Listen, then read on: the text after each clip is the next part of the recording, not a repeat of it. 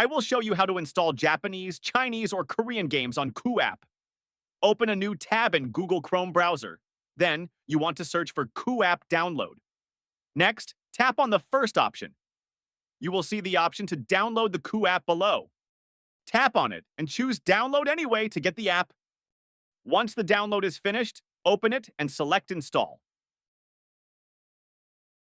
Then choose the More Details hyperlink and tap on Install Anyway.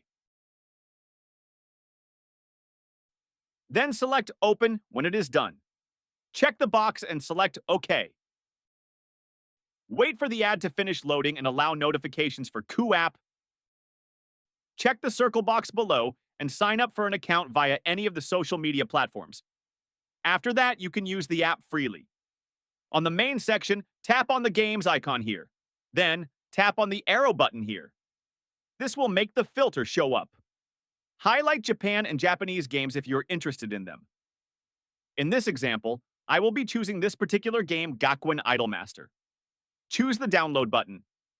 You may have to allow QooApp to download stuff on your Android phone. Tap on Install, and once that is complete, open the game. You now can enjoy playing any of the East Asian games that you like. Thanks for watching!